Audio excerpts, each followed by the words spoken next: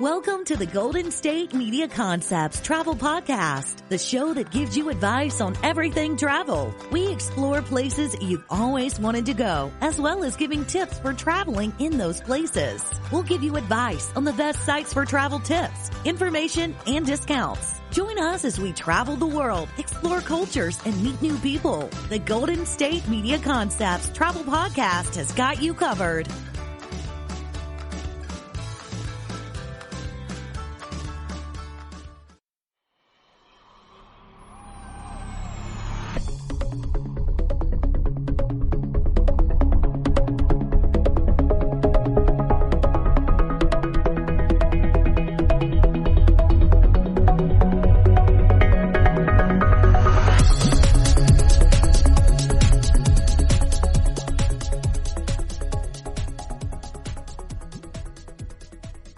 Thank you for tuning in to the GSMC Travel Podcast. I'm your host, Brian Chambers.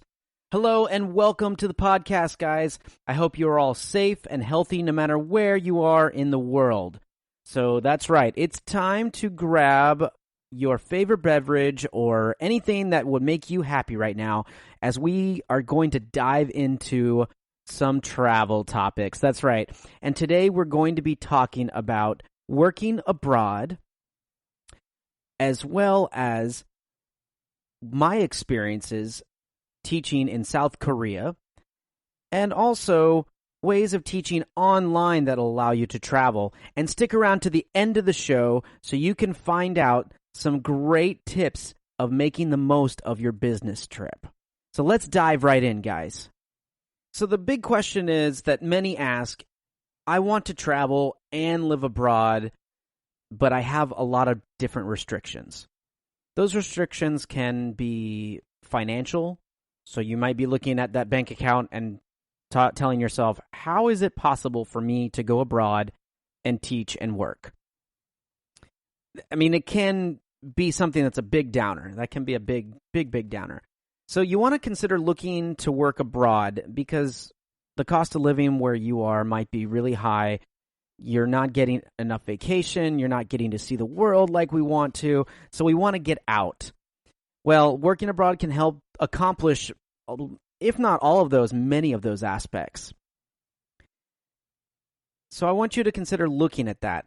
Now, companies are global, and there are a lot of opportunities everywhere. So the first thing you might want to start looking, if this is something that interests you, is with your current job, is there an opportunity within my company or with my organization that I can work abroad? Is there a program that I can do within my job that allows me to do that? If you're in school, you can always look at many programs. They have a ton of programs. I know right now traveling is a little bit harder to do with everything going on in the world, but have no fear. Travel will return, guys. And these programs will come back if they haven't started already. So jobs can be very diverse and range across the industry. So when it comes to finding best ways to work abroad, there's always a way. I promise. There's always a way to do it. If you are determined, you will find a way.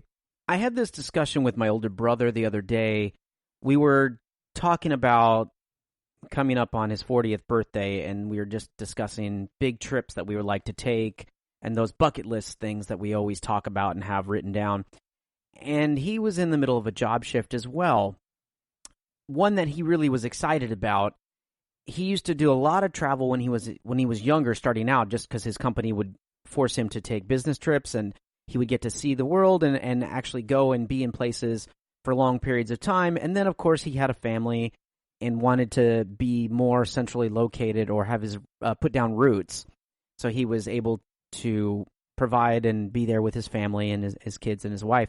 So I completely understand that. So for him, shifting to a travel position now would be a lifestyle change that his entire family would have to be on board. So if you are in that boat, if you're one that has a family or a significant other, a partner, a spouse, and you are wanting to make this change, I highly recommend talking to them first, because it's very easy for us to want to make those get motivated to make those changes. But if we don't consult those that it affects the most, that might be an issue. So that's going to be my number one thing. If this is something that you are considering or wanting to work abroad, or it's been sitting in your mind, bring it up. Talk to your partner or your spouse or your family about it. I'm sure they'll give you some great advice as far as your situation, because everyone's situation is a little bit different. Except the one thing that we want to travel. And so like when my brother and I were talking, he was talking about this bucket list trip going down to South America and all of this other thing with, and I was sitting there and I go, yeah, that would be great. And he has 3 kids.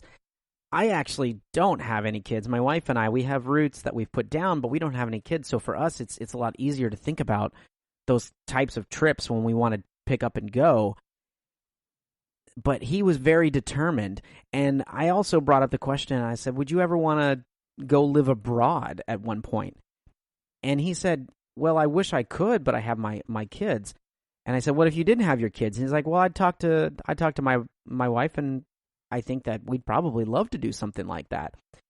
And so we started discussing like maybe the spots we could go live and be when we're 50 plus years old or something like that, when the kids are gone or they're out of college or they're kind of self-sufficient on their own.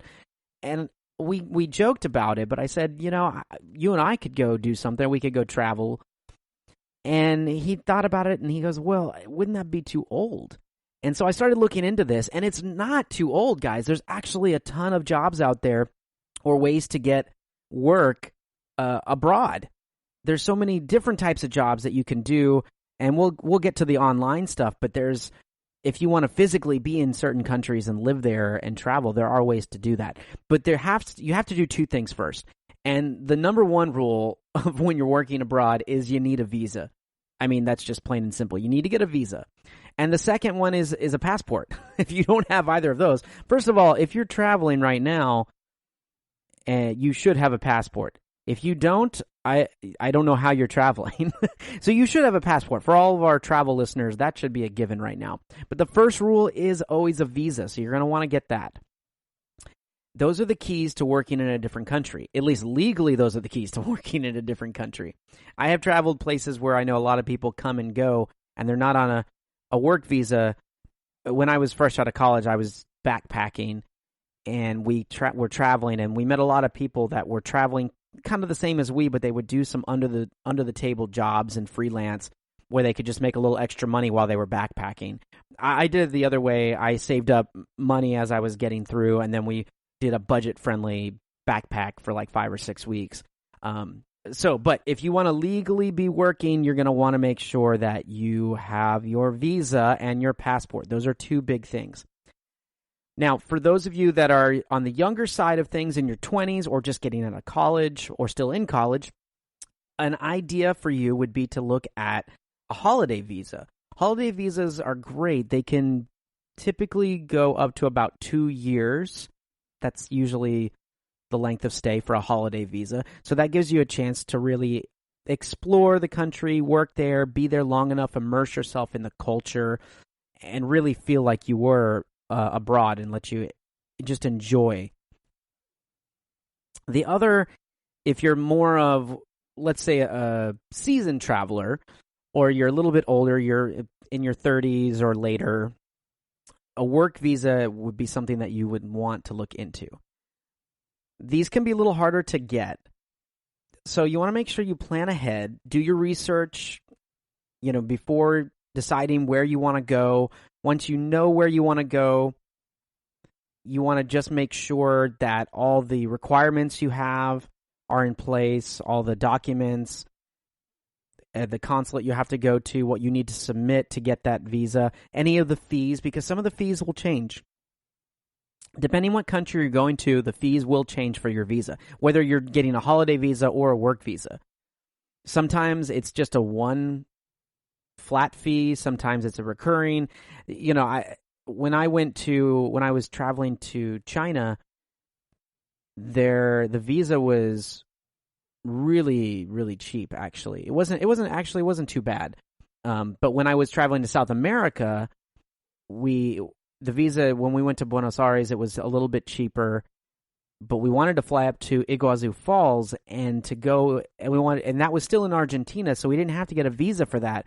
But because the falls are split between Brazil and Argentina, to go to the other side, we had to get a Brazilian visa, even just for traveling. This wasn't even for work. So we had to get basically that holiday visa or the travel visa to go over there, and it was really expensive just to spend one day in Brazil. So, visas can differentiate in price range and requirements depending where you want to go. So make sure that you do your research into that, because you don't want to go somewhere or start applying to a country that you're wanting to travel abroad in, whether for leisure or for work, and find out you don't have the documentations, and it puts your timeline back even farther. Because many people, when it comes to work, they want to have that timeline. They want to know, today is the day that I'm going to be, or this month I'm going to work for the rest of the year, save up money, and then I'm going to make my jump to traveling and working abroad. Not everyone is as organized as a traveler. I'm one of those that's very organized, but when it comes to the documents that you need, you want to make sure that you're really researching and looking into that. So once you've obtained all of those documents and important visas and having your passport and everything else, there's a couple of different ways that you can look to working abroad. An agency and a program provider are great ways for you to help. They offer a wide range of work, from interns to volunteer opportunities, plenty of things. They're also a pretty smooth transition when you're looking abroad. I've only had one friend who went with an agency specifically. I'll talk about my experience when I went to work abroad coming up in the next segment. So you're going to want to stick around to hear that. But I've had another friend that went the same route, and he said it was very smooth for him to get his visa. He just had to make sure that, he had his insurance. They were very helpful about any vaccinations and things that he had to have and documents. So getting to work abroad through an agency or some kind of provider, it can be a plus. Depending on the support you need, these agencies can have a little bit more fees tagged onto that. So if you're the budget cautious person and you're wanting to make sure that you're not spending a lot of money, you may want to do the work yourself. You may want to do all the research yourself. It can be a little bit more taxing and feel very overwhelming because there's so much information out there. I mean, just stop and take a breath right now and think about all the places you want to travel, and if you had no one to help you with, where you would start. Am I right? I mean, you're just sitting there and you're going, wow, I want to go here, I want to go there. I mean, travel's essential to us, I believe, and it's just something that we just can be overloaded with, and I think, in my opinion, that hinders us. That's the reason that sometimes we just don't take that trip, that bucket list trip, or take that leap to work abroad, or those experiences that we just desire and yearn for in our lives. Another way is to work abroad is as a teacher, which I will talk about in the second segment because that was my choice. If you love kids, you love teaching and really being immersed in a culture, then this would be something for you that you would want to look into. There's a lot of different things that go into teaching. There's different certifications and things like that you might have. Some of you might have them already and not even realize it. And we'll, again, talk about that more in the second segment.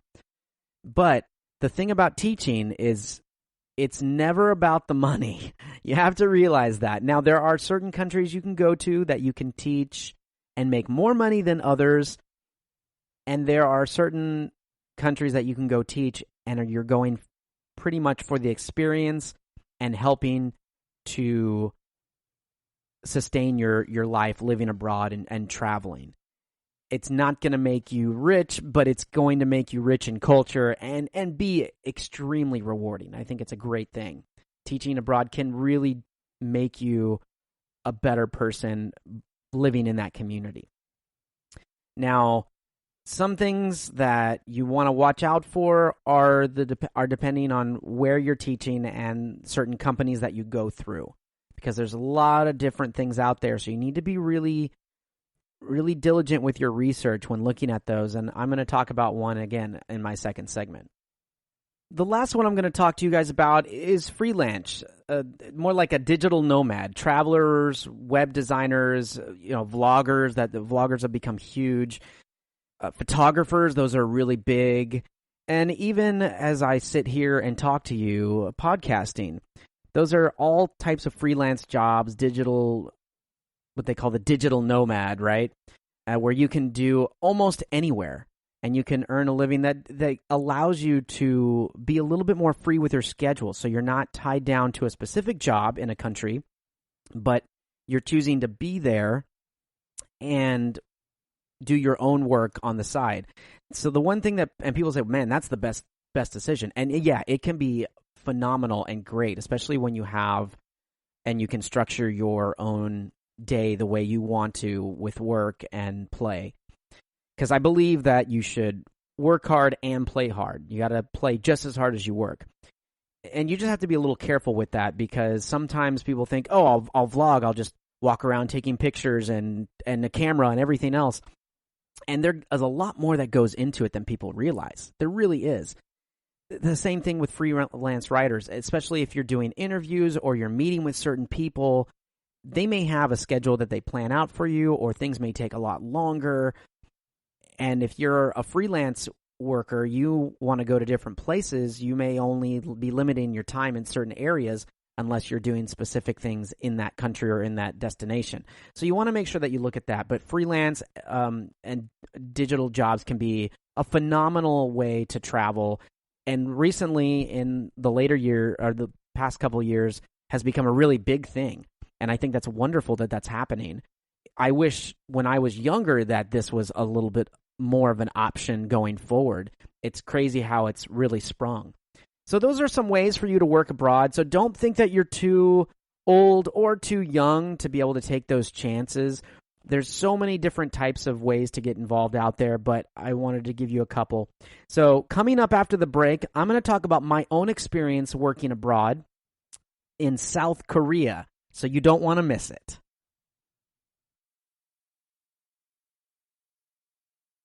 Are you tired of the same old news? Are you sick of the seemingly endless political spin and negativity? The GSMC America Still Beautiful podcast is a weekly news podcast covering all the top positive and uplifting news stories. We cover stories that will inspire, uplift, and remind you of the good in the world. Tune into the Golden State Media Concepts America Still Beautiful podcast to get all the great and positive news stories of today. Download the GSMC America Still Beautiful podcast on iTunes, Stitcher, SoundCloud, Google Play, or anywhere you find podcasts. Just type GSMC in the search bar.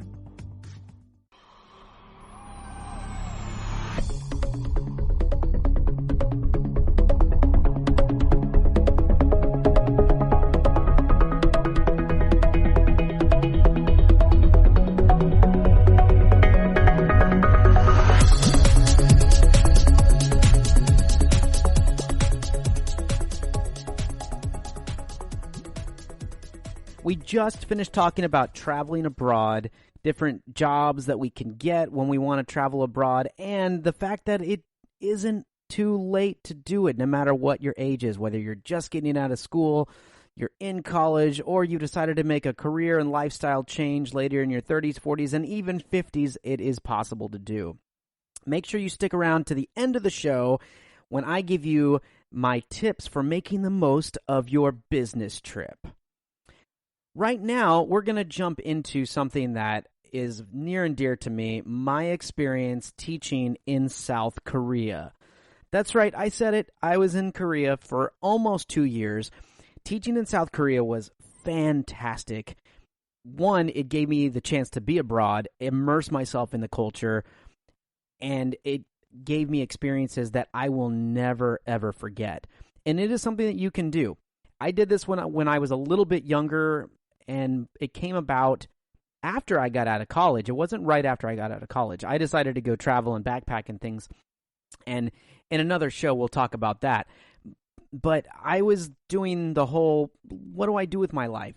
Let me apply to all these corporate jobs and attempt to get into everything that I quote unquote should be getting into, or jobs I should be applying to with my degree, and looking at the corporate America 9 to 5, get that 401k. And there's nothing wrong with that. I'm not saying anything against that. I think it's great for if it works for you. For me, I was struggling with it. I couldn't really find that passion of trying to work the 9 to 5 job. I was too restless. I wanted to travel. I wanted to see the world. I wanted to experience things. And when I came across this from a friend of mine who actually is now living in New Zealand, she was the one that mentioned it to me. And I asked what you were doing, and she goes, well, I just applied to go teach in South Korea. And I said, really? And to me, it was like a bolt of lightning that went off and hit me. I didn't even think about the cons of the whole thing. I looked up how to apply to teach in South Korea, and I filled out my application and submitted it. It was surprisingly an easier process than I thought it was going to be. I still had to have a lot of things later line up, but I went through an agency, and we'll talk about that in a second. And before I knew it, I had the opportunity, or I was being looked at for an opportunity to be a teacher in South Korea. The funny story about that is I moved back home to my parents' house. I moved in with my parents. The grad school wasn't working out for me, so I came back home, and I was living there, and I was working, but I was kind of trying to get my life in order. And when I came across the application, I filled everything out, and I sent it in, and I submitted it. And one night, the phone rang, and my dad answers the phone, and I heard him from the kitchen, and he goes, "What? Who is this? What do you want?" I've never heard him almost start to kind of interrogate the poor person on the other end of the line. And he goes, "He's here." And that's when my eyes kind of looked up from what I was reading. And my dad starts walking over to me, and I was thinking to myself, I was like, this is either going to be very bad, or this is going to be really great news. And he comes over to me, and he hands me the phone, and I go to grab the phone, and he holds on to it before I can get it from him. And I went to get it, and I grabbed it, and he says, "It's Korea for you." and I just looked at him, and I without even thinking, I go, "Oh, good." Grab the phone. I was like, "Hello?" And my dad had the most confused look on his face that I've ever seen in his life, because I didn't tell him I was doing this. I didn't talk about it with him. It was just a decision I wanted to do. And that worked for me. I mean, you may have to be one of those, right, get a legal pad and make the list of pros and cons of what I should do. And there are both pros and cons to doing this. And there's many different countries you can choose to teach English in. It doesn't have to be in South Korea. You can look at other Asian countries. You can even look in Europe, South America, lots of different places. There's a very high demand in Asia for English teachers. So that is something that you are going to have more of a benefit for looking at in that area. And there was I had looked in a couple different countries when my friend told me she was looking to teach in South Korea. I looked at other countries because I had some other friends then, once I started asking questions, that they told me they could make more money teaching in Japan or get more vacation in China. And it just really depends what you wanted to get out of it. I was on the fence of, I don't know what I'm going to get out of it. I just want to go. So for first-time English teachers in South Korea working in public schools through programs, you can earn monthly salaries. And those are usually, now I'm going to translate this in Korean won, and then I'll give you the US dollar. Between 1.5 to 3 million won. So the Korean currency is the won. And so 1.5 to 3 million won. You're like, "I'm rich." Okay, it's not as glamorous as that sounds. It sounds great when you say it, but it is Korean won, not US dollars. So in US dollars, 1.5 million won is about $1,100 to $1,200 US. So 3 million won is roughly about $2,500 to $2,600 US dollars. Also depends on which institution or what type of institution that you're teaching in. I was teaching in an institution called a Hagwon, which is a private school. And Hagwons are very common in South Korea or in Asian countries. It's typically an easier way to that most teachers end up going, the route that they go. And if you are in a Hagwon, you can earn about 1.9 million to 2.4 million won, which is about $1,500 to $1,600 to $2,000 US dollars monthly. Now, this also depends on what contract you get. That could depend on your experience, your certificates. Some of you who have taught before and you have degrees in teaching, or you have the Tefl certification. Most of them now require it, but there are certain certifications that you have to have, and we'll talk about those coming up. That will depend on your contract. So not every teacher gets offered the same contract. I was working with some people that got offered a higher contract just because they had a level of certification that was a little bit more than what I had. So it was still a wonderful experience. So don't think that, if it's all about the money, trust me, as I said in the first segment, about teaching, if it's all about the money, this is not going to be the choice that you want to make to do your travel with.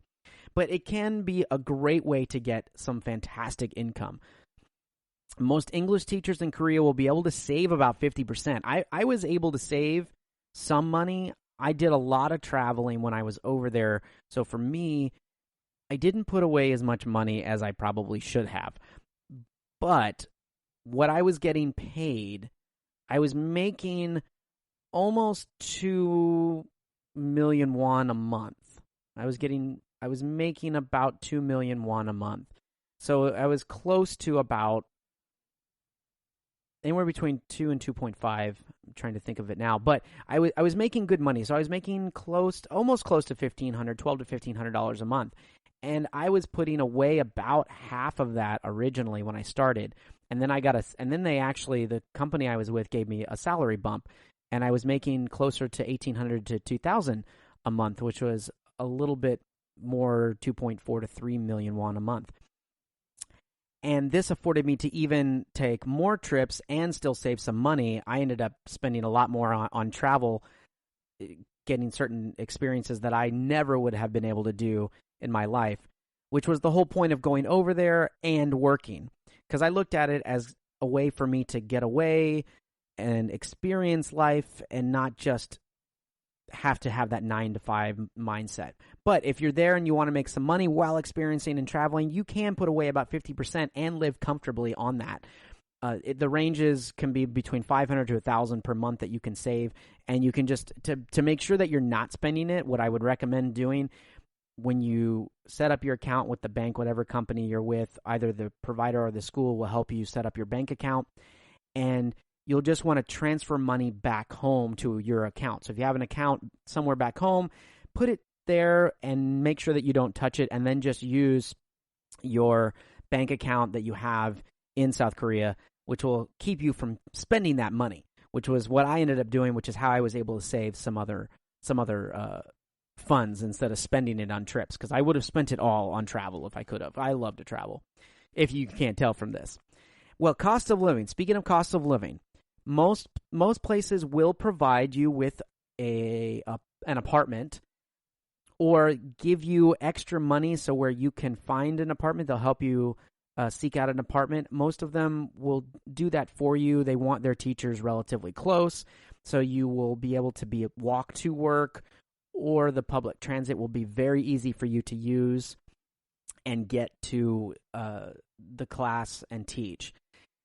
They usually provide that for you. Food and utilities was the one thing, and public transportation, that and my internet, those were the things that I had to pay for from the company that I went through. And I went through a private company that matched me with a school. And I was working in an area of South Korea, just out on the other side of the river, an area called Shihung. And it was really great. There was access to grocery store and to the the rail and, public transit was very easy to get around, and there were market streets everywhere, and they showed me places that I could go, and they kind of gave me the path. And I'll talk about that, getting acclimated within the city, a little bit later. But getting back to this, so your food, your utilities, and public transit, those are things that you typically have to pay for. It's lower than most American and Western European cities. You also have country tax taken out. And South Korea at the time when I was there, it was roughly about 3%. And considering that the U.S. is much higher, trying, practically quadrupling that, it was such a nice thing. But cost of living and utilities and all those are much more affordable, it seems, in South Korea. So that was a big plus for me. The other thing is that they paid for my flight to go over, which is another plus. And you're like, oh, great, a free flight. But you have to know this. In your contract, you'll have to read the fine print in your contract, because for my contract, if I left my job, if I decided to terminate my contract with them before 6 months, I would have to pay back the cost of the flight. If I went past 6 months and I decided to, or less than a year, and decided to terminate my contract, then getting home, I would have to cover my own flight to get home, but I would not have to pay back the flight that they covered to get me over there. If I fulfilled my full contract, usually it was about a year, and sometimes they extended after that. But when I fulfilled my full contract, they provided flight home if I decided I wanted to leave. And at the end of your contract, if they really love you, which I hope they loved me, I loved working with them, and I feel like they did because they offered me an extension. But some places will offer you and ask you to stay because they like their students having the same teachers or having longevity and familiarity with their teachers. So that's another bonus. So if you're thinking that, this is only a year, you can reapply. I mean, usually most visas will be about 2 years anyway on short term. Some even maybe longer. Some it could be 3 to 5, depending what type of visa you get. And if not, you have to leave the country, get your visa renewed, and then come back. But most companies that are wanting to keep you on are willing to work with that. And you used to be able to go to just leave the country, so like fly to Japan, and then you can renew your visa and come back. But now you have to actually leave and go to the U.S., get your visa renewed, and then come back. The nice part about that is that you get to get a small break, see friends and family. The other downside to that is that you have to take that long flight again, which it's a really long flight. So the other thing that you need to know about teaching in South Korea or teaching English overseas, that citizenships that are recognized to be able to qualify are English-speaking only nations. So the U.S., the U.K., Ireland, Canada, Australia, New Zealand, or South Africa. Those are, at least with South Korea and the Asian countries, those are typically the only countries that they will allow to get their teachers from, native English-speaking nations. You have to have a bachelor's degree or diploma from an accredited college or university, 4 years, or 3 years in the U.K., and you have to pass a background check. You also have to have a clean health check and a drug test. And especially nowadays, that's really, really important. These are requirements. These are big-time requirements. And remember that these are just requirements acquiring an E2 teaching visa set by the Korean government. Individual employers will have their own unique requirements. So you have to make sure that you look into those. And when you do the interview process and you're doing your research, you'll see that. But a lot of people say, well, that's all great, but is the experience really worth it? And I say, yes, it is absolutely worth it. It's difficult at first when you are kind of by yourself. You go and you don't know what to do, where to go. But they did a great job of showing me around. When you first get there, they take you to different places. They try to make you feel welcome. They'll give you a sense of where you are, and they'll help you set up everything that you need to be comfortable as best you can. The other part of that is it's up to you to really take that leap, because I've met people that were traveling abroad and teaching at the same school that I was at that were there for a shorter amount of time than I was, and they didn't last. And part of the reason was they felt lonely. All they did was they came to work, they taught, and then they went home. They didn't really know where to go. They didn't know what to do. There's ways of learning the language. You can get involved in teaching the language or taking Korean. You can practice by, just getting in a taxi and utilizing that. There's also the teachers. You're not the only teacher there that is in the same boat. So you can make friends with those teachers and the Korean teachers. There was always a Korean counterpart teacher to the English teachers. So they do a good job of fusing those together, making friends, and just experiencing things. The best thing that I did was when one of the other teachers and I became friends, and we were both really big into the music scene, so we played. And so we would go out at night, and she would show me some places because she had been there a little bit longer, and we made a lot of mutual friends and just explored different things, got to eat different foods. It was just really a neat experience, but it did take me probably about a month to maybe 2 months before I was venturing out. I was so concerned about getting to and from and not getting lost and being able to communicate and get myself around. So that was a really big thing. But once I learned and started taking those chances, it made the entire experience worth it. And on top of all of that, when I had downtime or vacation, it was an easy plane ride. It was a 3 to 4 hour plane ride to Beijing. I got to go to China. I went down to the Philippines, to Thailand. I took all these trips. It was just amazing. And those were flights that were much more affordable coming from where I was versus coming from the U.S. So those experiences just made it that much easier. I think I'm going to leave you with this before we take a break. One of my favorite things, if you end up going and teaching in South Korea, it's an amazing experience. The people are wonderful. The food is great. I really miss it. I'm happy where I am, but I do miss it a little bit. I would recommend going to the Boryong Mud Festival. That is probably my one recommendation that I'm going to throw out there among 1,000 recommendations. But if you have never been to the Mud Festival or ever been to a Mud Festival, it sounds dirty. And it's not as dirty as you might think. But the Boryong Mud Festival it's really what it is. It's a mud festival. You douse yourself and paint yourself in mud, and you dance and sing, and there's beverages and parties going on, slides everywhere. It's right on the beach. There's music and concerts, and this mud is considered healthy. You put it on your skin. It's the mud that they harvest to use in beauty products, and you just paint yourself with it, and you just have a great time for a weekend. And you can get we got a room with a bunch of the other teachers, and it's just a really great time.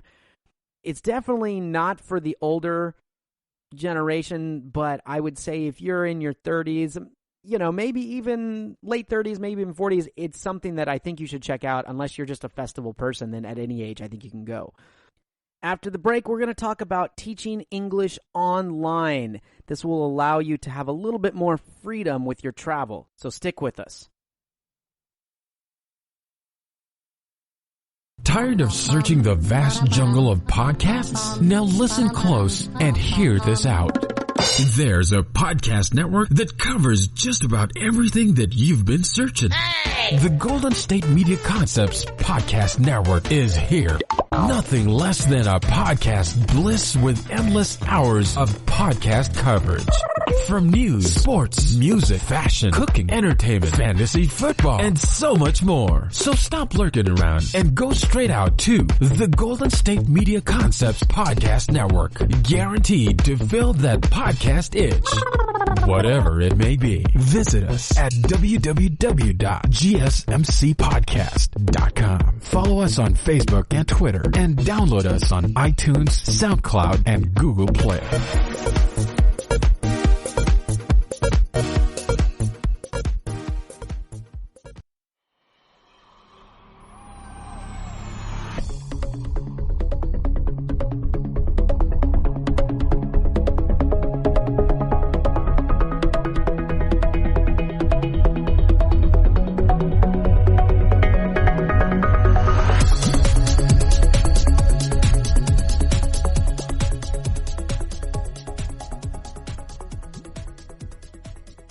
Welcome back. We were just talking about teaching abroad in South Korea. So if you're interested in that, look into it. I personally recommend that. It's great pay. It's a great experience. Culturally, it's fulfilling. You get a chance to travel. It's not the only place to look into. It's not the only place to go, but definitely one that you should put on your list. Make sure you stay with us to the end because we'll be talking about making the most of your business trips. I'm going to give you some tips about making the most of your business trips. Continuing along the lines of teaching is a very fulfilling thing, and I think because it is allowing us to relate to other people, when we think about teaching within different cultures, it just locks us together with a common bond when we don't think we have anything in common. And it just makes something very special come about it. I don't know. That's just me. But some of you are like, well, I don't want to go and get a 9-to-5 job traveling or teaching abroad, because then I'm there and I'm teaching this and that. Yes, I can travel, but I can do that here and take vacation and travel. Some of you think, well, maybe I just need a job a little bit more free, a little bit more on my schedule, something that I can do and use within my travel and not be the main means of why I'm actually traveling. And I have news for you. Teaching online English gives you a way to do that. It's becoming really big. There's multiple platforms and multiple players in this industry. The one I'm going to talk to you guys about today is called Vipkid. There's several others, places like GoGoKid, Magic Ears, Zebra English, OutSchool. I'll mention a little bit about OutSchool. Bling ABC. Those are just a couple. There's so many out there. So you're going to want to make sure that you look into this. But personally, working for Vipkid, I've enjoyed it tremendously. It has allowed me to get involved in more ways of freeing up my time. Not just since traveling right now is harder to do. It's allowed me to get involved in other things and other projects. And when traveling starts to open back up more to the world, I'm going to be able to take those trips, given the fact that my wife will let me go travel. We'll just have to bring her along, right? But teaching online is something that it's not new, but it does allow for a sense of freedom for those that need it and a way to make money while you're traveling. So let's talk about it. Vipkid, it's a platform that's an online platform that you can apply for as a teacher, and they do all the work for you. They do all the work. You go in, all you need is either an iPad or even a cell phone, a smartphone, or a computer. I highly recommend a computer. These days computers are so small and thin. If you can set the computer up, it's a lot easier than dealing with an iPad or a mobile phone. But I know people that swear by either of them and they're traveling and they use them all the time. So you can use either a mobile device, a smartphone, or an iPad or tablet, or a computer of some kind, and you'll need internet. That's the one thing that you will need. You'll need to get a high-speed internet, or wherever you're traveling, you're going to need to make sure that they have high-speed internet. So those are really the only things that you're going to need, aside from having a headset. You can use, AirPods. You can plug in and use those. Or you can, if you have a gaming headset that you're not using, or one of those telemarketer type of headsets, you can use those. But anything that really works will help, of some kind of earphone or headset that you can use. I don't recommend using the sound out of your computer. I have had people or heard that people have done that. It just doesn't work that well. So those are going to be the best ways to do it. So if you have those things and you have a desire to travel, or you just want to make up your own schedule, then Vipkid is something you want to look into. The great thing about Vipkid is that you get to schedule or make your own schedule. You get to determine when you want to have classes, when you don't want to have classes. Now, Vipkid it has a U.S. office, but it's based in Beijing. And that means that all the students that you're teaching are in China. So the time difference is going to be a little bit of an issue. For some of you, that might not be a big issue. But if you want to get and book classes and make actual money, you're going to be needing to teach either extremely early hours or extremely late hours, depending on how you look at it. I tend to open up my class schedule from about 5:30 or 6 a.m. all the way to about 8:30 in the morning. And then if I am available in the evening, I want to work in the evening, I'll open up classes from about 7:30 to about 9:30, 10. I typically stop after about 10 o'clock, but I know some people that will teach all the way up till midnight if they want to just load up their like one Monday, Tuesday with like all evening classes, and then maybe Thursday, Friday with like all morning classes. I've seen people do that before, or talk to people that have made those schedules. I typically don't like to teach in the middle of the night. 5 a.m. to 5:30 is usually the earliest I like to. But if you're wanting to make anywhere between $1,000 to $2,000 a month, which you're like, whoa, really online about $2,000 a month? I was like, yeah, you can make it. You're going to need to open up a lot more of those time slots. So you're looking to be teaching almost 8 to 10 classes a day, at least 6 days a week. Most people, now I open up classes almost every day of the week, except for when I know I want to take a day off. And you can open up your classes up to, a month in advance if you want, but they can't book you. They can only book you up to 2 weeks in advance, but they can see your schedule. So if you unleash classes, a lot of times when parents are booking, they're going to see if you're a consistent person to keep certain times, and they may book with you longer. That may lead to you getting more classes, because that's the other thing about the platform. You have to make sure that you're getting classes and getting booked to be making money. But again, you can determine your schedule. Now, you're like, how can I use this to travel? Well, by taking Vipkid and having your own schedule, you can, and having only needing internet and your computer, you can be anywhere in the world as long as you have that internet and that access. So let's say you wanted to take a family vacation, but you needed to continue to work, and you're teaching online. So you bring your computer, maybe you set up the kids or whoever, they all go out and have an activity. You have your class scheduled on like this day or specific days and times, and you bring a backdrop, or you get a green screen, or do the virtual thing, because there's so many teaching tools that are now that you can use virtually online that you're not going to need to pack note cards and props and whiteboards and all these other things that you're going to need in a classroom. Now, they are helpful if you have a stationed classroom, but you can do it virtually. I have heard of people that have used this platform to literally travel around. Like they'll make a home base for about a couple weeks in South America. They'll teach online while they're there, but they'll front load and they'll teach really heavy amounts of classes for like 2 weeks, and then they'll take another week or two and go off and travel. So it's a really great idea and a platform that you can utilize. But the other thing is, it doesn't just have to be if you want to live and travel somewhere else. It is great for that. But if you are just wanting to give yourself more vacation, and this is a platform that you want to utilize, then you can teach really heavy for, let's say, a month or two, and then take 2 weeks off and go travel somewhere where you didn't necessarily have to go live abroad, but that afforded you the time to make a lot of extra money or put some money away and get that vacation that you really wanted or needed. Because if you heard my podcast earlier in the week, I had talked about how I had mentioned at least, how most Americans don't utilize their vacation days. They just let it go. More than 50% of people don't use the allotted vacation time. We are addicted to work for some reason. So this is kind of a flexible way to do that. Now you say, okay, it sounds great.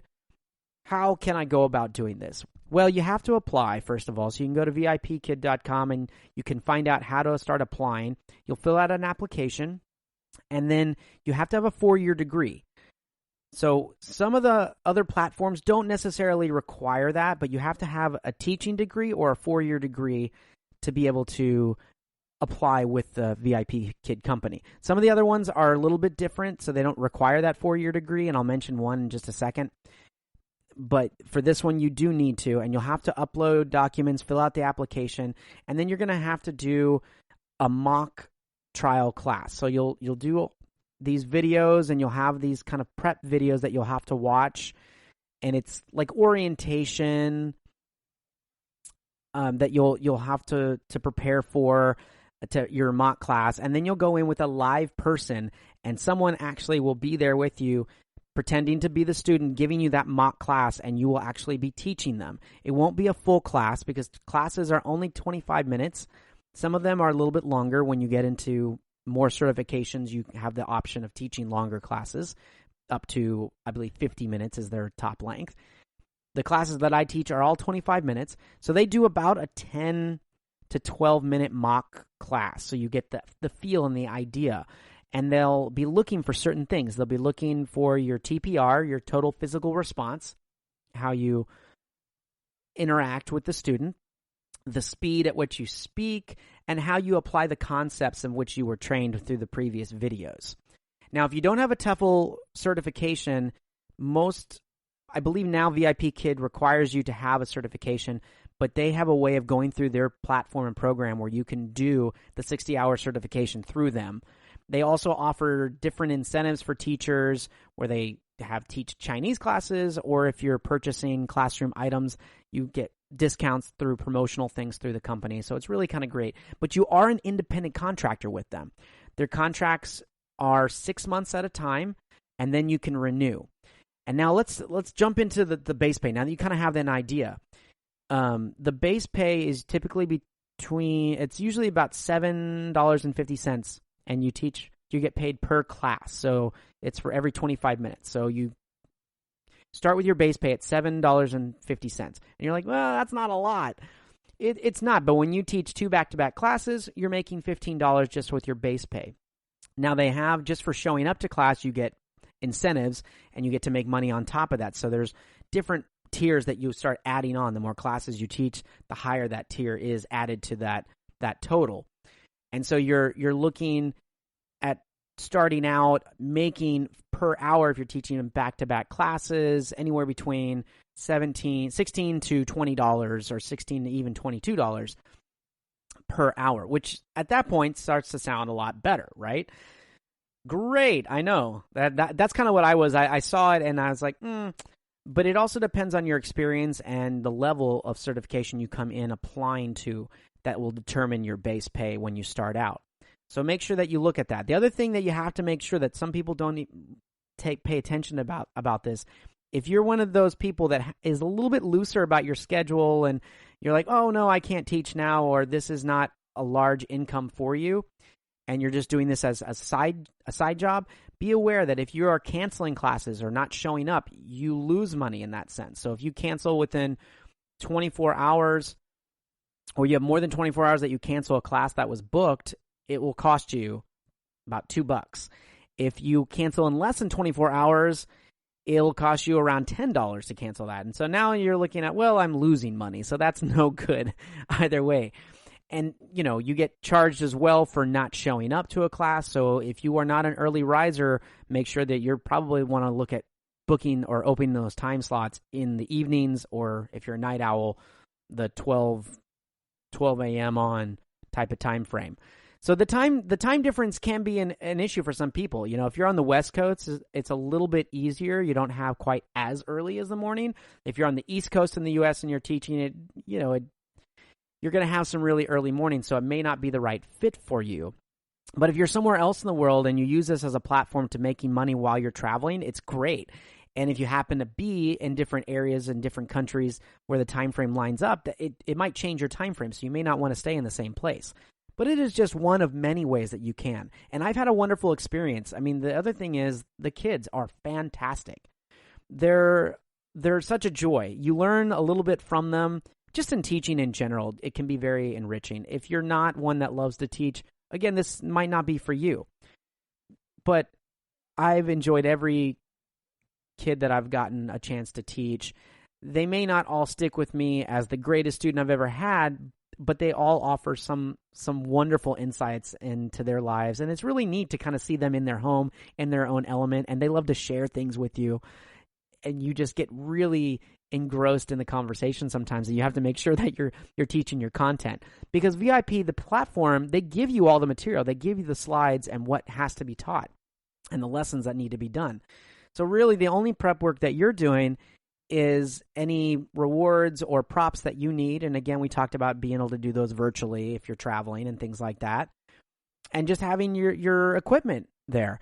And you're making money, right? And that's a great thing to do, and it's a great way to travel, to utilize this as a means if you're a traveler that has to work while you're abroad or needing a job and you can't find one, this is a great way to do it. It'll let you travel and stay places and move around if you want. You can have that nomadic experience and you won't have to worry about a visa, right? So the other one, before I let you go, there is another one, and like I mentioned many earlier. I mentioned GoGo Kid, Magic Ears, Zebra English, Bling ABC. Those are all other platforms that you can check into. There was another one that I also mentioned called OutSchool. And if you are not one that wants to have a platform given to you and say, this is what you have to teach, you want to teach something that you know, this is a platform you're going to want to look into. OutSchool, you don't have to have that 4-year degree or certain certifications. There is a process, the background check, and you have to apply and go through a different process. But there's not as much as a requirement for you to submit these applications for OutSchool. And the best part is, with OutSchool, you can teach whatever you want. If you are wanting to teach an online course about singing or theater or how to paint, you can, whatever you want, you can create your own class and you can make your own price. Now, that can be a double-edged sword. You could make a class and charge too much that you won't have enough people that book your class, or you don't want to charge too little that you get so many people and all you're doing is creating and having to do a lot more prep work and content and not getting much for it. But however you want to do it, that is another way you can teach with a program called OutSchool. And you have to get approved and apply through them. But once you are, you can teach whatever you want and you can change. You can have multiple classes that you want to teach. You can say, I want to teach my art class this week and I'm drawing 101, or I'm going to teach, swimming or safety courses in swimming, on this day. So it just depends. And this is a really cool platform, especially for those that want to teach their own subject and don't want to get just teaching English. So I'd really highly recommend looking into that. Now stay with us because you're not going to want to miss, as promised, my tips for making the most of your business trip. The GSMC Life and Happiness Podcast takes you on a journey of exploration. We'll discuss tried and true methods alongside the latest trends of how to best live your life to its fullest and happiest. From psychology to meditation, science to self-help books, the GSMC Life and Happiness Podcast will help you to discover what makes you happy and how you can live life being the best you possible. Download the GSMC Life and Happiness Podcast on iTunes, Stitcher, SoundCloud, Google Play, or anywhere you find podcasts. Just type GSMC in the search bar.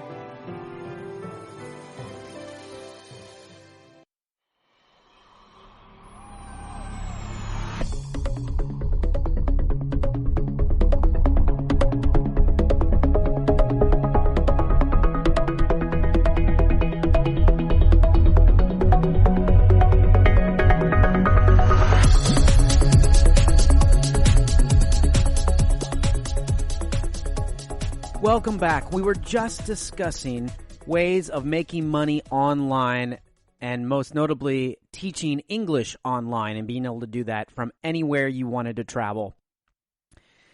But as I promised, we are now going to talk about making the most of your business trips. And I'm going to give you a few key things to look at, and that way you can make the most of your business trip the next time you have to take one. Really, when we think about business travel, no one ever gets excited. It's not something that we jump for joy about and have this notion of, yay! For me, anytime I was doing a job and I had to take a trip or had to do something work-related for travel, I actually got a little excited only because I was always thinking about the other things that I was going to do on that trip. And I'm sure some of you are in the same boat as me. I'm sure that I'm not the only one that's sitting there going, well, I have to go for business. What else can I do while I'm there? Will I have time? Some people don't get that mindset. Some people, their focus is business first, which is great. But you get there and then you have downtime and other things and you decide just to do nothing and you don't really make the most of that trip.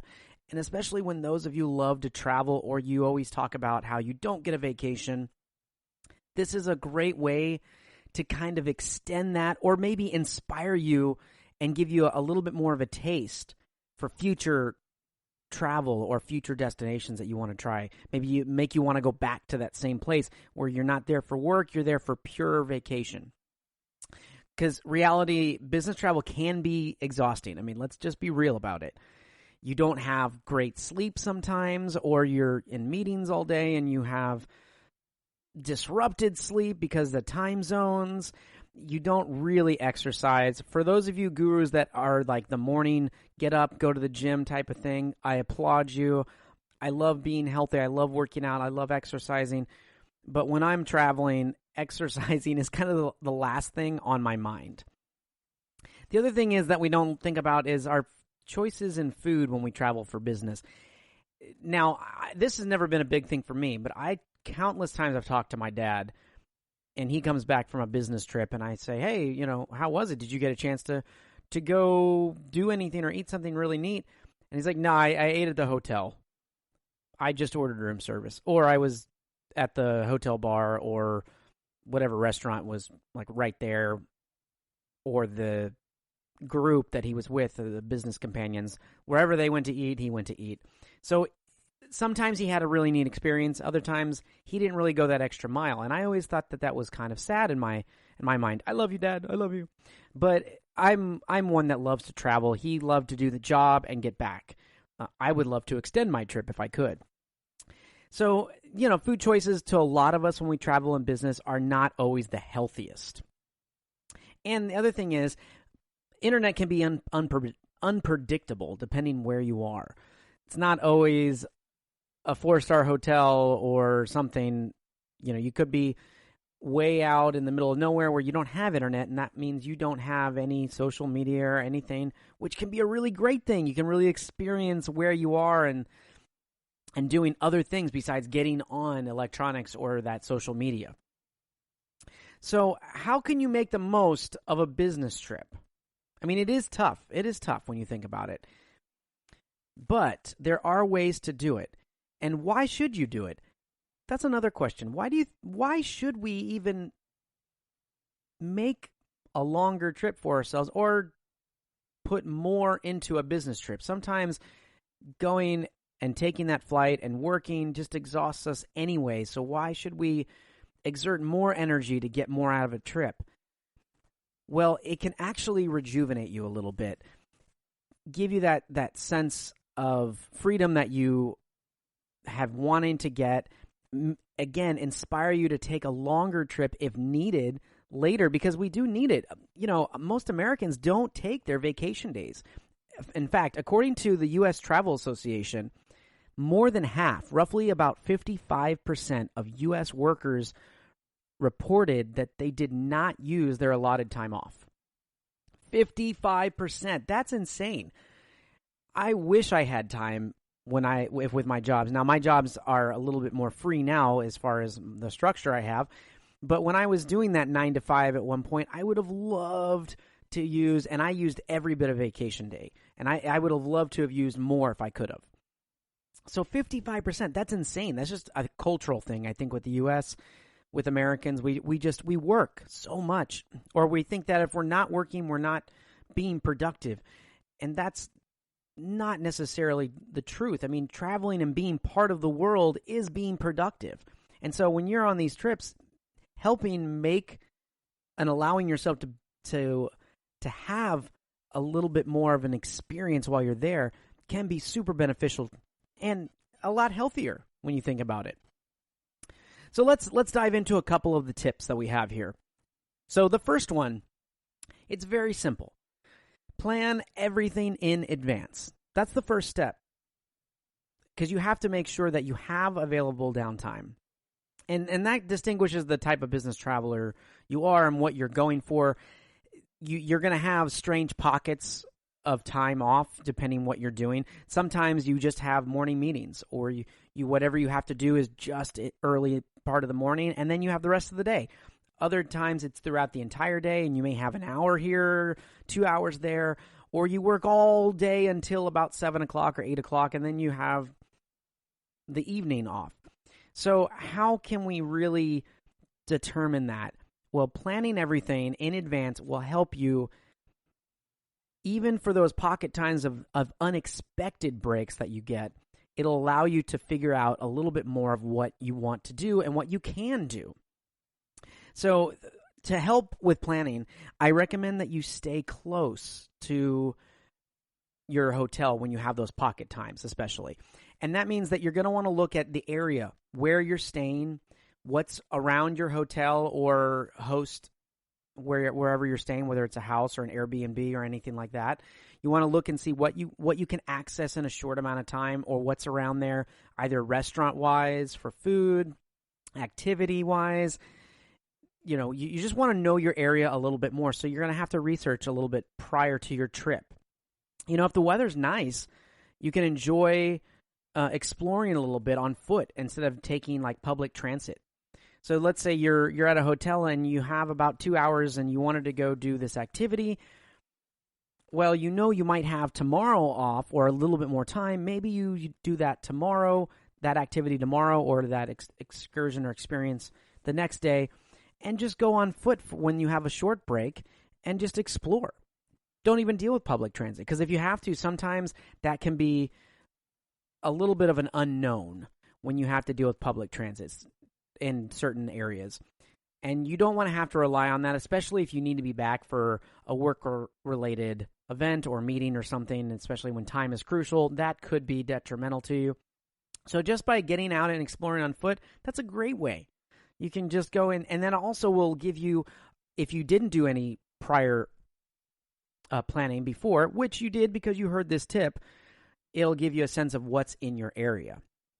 Okay, another tip, manage your time and lighten your load a little bit. It really starts with your airport and prepping, like at the prep and airport kind of time frame here. You don't need to check bags if you don't have to, right? So checking a bag only means you have to go down to the carousel, you have to wait for the bag to get off, or you have to wait for it to get off the plane. So that's another time frame that once you land, if you wanted to go do something, or if you had time when you landed before work-related things started, this could save you that time right there by just having your carry-on bag and not a checked bag. It is possible to do it. You can also plan your daily outfits. I know this sounds really weird, but if you plan your daily outfits and you know what you're wearing, then you can pack a little bit lighter in your suitcase, which will allow you to bring that carry-on. You're not going to necessarily pack all the unwanted things that, I'm actually really horrible about this because I like to bring everything because I never know what I'm going to do.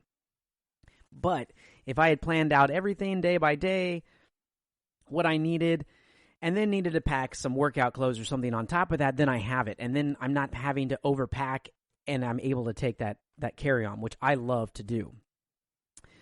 The other thing is, say no to extra time lightening your load with coworkers. If you say no to them, then that gives you more free time. So once you've actually done your stuff at the airport, you've packed lightly, you're there. If you're traveling with coworkers and they want to do something and you just have other plans, just say no. Just say no. That way that gives you a little bit more time to yourself, or for you to go try a restaurant that you wanted to, or go walk around, or do something that you had in your mind. Which then brings me to this. Once you've landed and when you get there,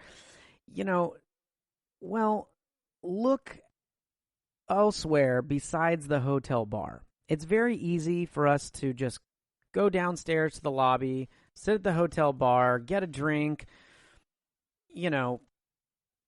I recommend finding a place in what I talked about earlier when you're planning in advance, knowing your area, and going and eating by yourself. Some people have a hard time eating by yourself. But if you go somewhere that's unique or local, it might be a great people watching spot. So it might not be as great, or just take a book with you. Take a book or even, some notes or something that you can read or work on something while you eat, and just enjoy being in the area. Now, I'm going to jump back just a little bit here. We talked about packing light for the airplane, but also being in an airport and taking a flight, there's a lot of wasted time. There really is. There are ways to go about being more efficient. You don't have to have Wi-Fi everywhere. In fact, you might not have Wi-Fi everywhere, so this is also something you might need to plan for. One suggestion is you can write emails prior to, so that they're ready to send when you reach your location and you have access to internet. So you can just type those emails out. That way it's either, saved on your computer or your tablet or phone, and then it's just, as soon as you get that internet, boom, you get to send them. Or, put them in a template, copy and paste, boom, you're done. That'll save you a ton of time. Make sure important documents are saved to your desktop, so that way you can work on things a little bit during the flight or during the airport, so you're not having to rely on that internet as well. If you need internet that bad, having a hotspot, especially for layovers, that can allow you to get things done a lot more. So if you're going to an area where there might not be great Wi-Fi, having that hotspot, even at the airport, is a great thing to have, because airport Wi-Fi is, everyone's using them, and they can be hit or miss sometimes, depending where you are. If you're not taking public transportation like an Uber or a Lyft, and you're renting a car during your trip, join their loyalty program, right? So after you land, you got a lot done on your flight. You've already saved your emails. They're ready to go. You've worked on stuff. You even got a little bit of sleep, whatever. You had time to maybe watch one of those movies. Well, now you're there. How many of you have ever been in line just waiting for rental cars and things like that? Now they have them where it's just, if you sign up early, you can just go get in the car and drive off, and then it's taken care of when you come back. But if you're part of their loyalty program, that can save you some money too. You can get some great deals, maybe get an upgrade on something that you weren't expecting, but also you can make for that faster route getting out of there, because you won't have to spend as much time checking at the counter or anything with them. You just go right to wherever you need to go. They'll know you. It's just a convenient way. So joining those loyalty programs are a really good thing, because you also have those inexperienced vacationers that don't know what they're doing, and they're kind of looking around, or are new to to the area and are trying to figure things out, or traveling with family, and you can skip all that right away. Another great tip is to get a great night's sleep. Getting a good night's sleep is something that we all need all the time, right? But when you're jet lagged, it makes it a lot harder. And when I say get a good night's sleep, I don't mean, okay, I got there, I need to get sleep that either later that night, or it's nighttime, I need to get to bed right away. It might actually help you if you keep with your time frame or your schedule to get sleep. So if home is on the West Coast, but you've been traveling to the East Coast, you can try to eat early and put yourself to bed, even though it might not be what time you normally do that. So that can kind of help you with your sleep schedule, which would also allow you, when you wake up, to feel a little bit more refreshed, and you might have extra energy to do those activities on your business trip. Also, avoiding alcohol and a lot of lights. Close your laptop. It's so funny. My wife preaches to me all the time when we go to bed that we need to close our laptops, turn off our phones. We got to get sleep. And I'm going to be honest with you guys. Every time I do, I close that laptop and I get a great night's sleep. When I put it away and I'm in bed at a good time, and I put it away at least 30 minutes before, I have to admit, I get a really great night's sleep. And so she's right about that. And one last tip I'm going to leave you with, and this kind of ties into the first one that I was telling you about. Get familiar with your destination. Okay? Before you arrive, check out where you'll be staying and what's nearby. If it's a conference center, what's within walking distance? If not, what type of transportation can you use to get around? Check out the nearest restaurants in case your client would like to go to a nicer dinner, so you can actually utilize your business trip to make more out of it, to get a cultural experience. They may love that. That may be a plus for you. Get up early in the morning and go for a jog if you know the area. Instead of going to that indoor gym that they have there, you can get up and go for a run or do a yoga outside, or, if you notice there was a park nearby, you can get up and do that. So being familiar with your destination area is a huge, huge thing. And the last and biggest tip that I might leave with you if you want to make a little bit more out of your business trip is try to extend your stay.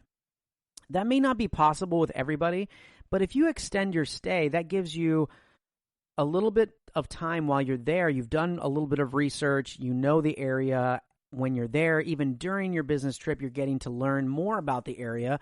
And then once you've extended your stay, you already have an idea of exactly what you want to do. You know where you want to go, and it's easier for you to plan. So extending your stay is not always possible for everybody, but if you can do it, I promise it's going to be worth it, because who doesn't want to take some vacation after a vacation? Even when you go on vacation, you want to take some vacation after a vacation. So extending your stay might be the relatively easy way to really get the more out of that business trip. So there you go. Those are my tips if you want to make more out of a business trip. I hope you have been inspired to take a trip this year, or you look to start planning one. It's never too late to start traveling. It can open your eyes to new experiences, even unlock things about ourselves that we never knew. I believe everyone should travel and explore more of what this world has to offer. It can give us an appreciation and love for so many things. So let's get traveling.